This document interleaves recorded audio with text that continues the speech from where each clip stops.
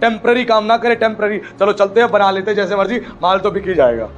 नहीं, कई लोग हैं आज भी बासी सब्जियां खिलाते हैं। रेस्टोरेंट में जाओ, बासी सब्जियां होती है, 4 दिन पुरानी फ्रिज में रखी होती है, तड़का मार मार के खिला रहे होते हैं। बासी सब्जियां होती है, बासी सामान रखा होता, खिला रहे होते हैं। चाहे कोई बीमार पड़े, फूड पॉइजनिंग हो जाए, मर जाए, जो मर्जी हो जाए, हमें मतलब नहीं, हमारा माल खराब नहीं होना चाहिए। ऐसे लोग। लेकिन कुछ अच्छे लोग हैं, जितना मर्जी माल बच जाए वो अगले दिन यूज नहीं करते, या उसके बाद यूज नहीं करते। उनको दिखता है कि एक दिन चल सकता है, चला लेते, उसके बाद यूज नहीं करते, उसको फेंक देते, कहते हैं मैं किसी का नुकसान नहीं करता। आज हमें खुद को जांचना है, हमारा दिल कैसा है, क्या जो उसकी दृष्टि में ठीक है हम करते हैं?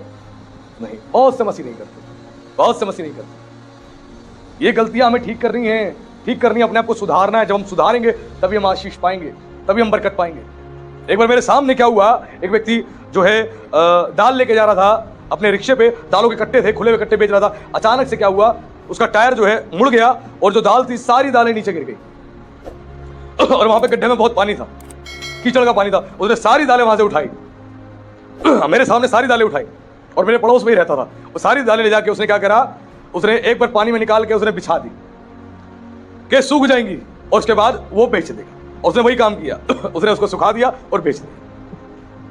वो चाहता उस दाल को 2 बार 4 बार 6 बार धो सकता था, या अगर खराब हो गई, बिल्कुल बेकार हो गई, तो उसको छोड़ सकता था। लेकिन उसने क्या करा, उसको धो धा के एक बार में सुखा दिया और बेच दिया। मैंने कहा मत खिलाओ किसी को।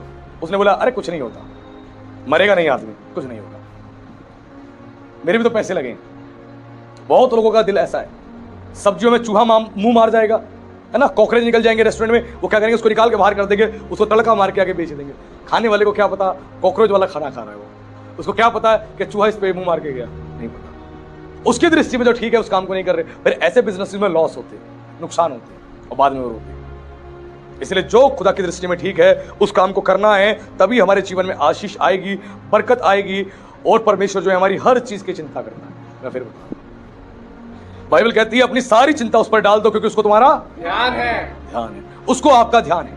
अपनी सारी चिंता उस पर डाल दो। बोलो प्रभु मैं अपने पति की चिंता तुझे दे रही हूं, ले ले। जब हमसे कोई प्रॉब्लम सॉल्व नहीं होती, हम क्या करते हैं, अपने बड़ों को बुलाते हैं, अपने मम्मी को, अपने पापा को, अपने रिश्तेदारों को, उनको बुलाते हैं, आओ जी मेरे हाथ से हैंडल नहीं हो रहा।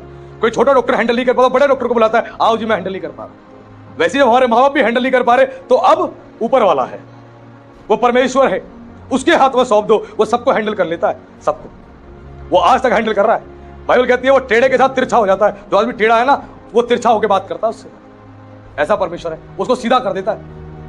इसीलिए हमें कुछ चीजें जो हमारे हाथ में नहीं है, जिसको हम हैंडल नहीं कर सकते, उसके हाथ में सौंप दो, और यकीन करें वो काम करने वाला है।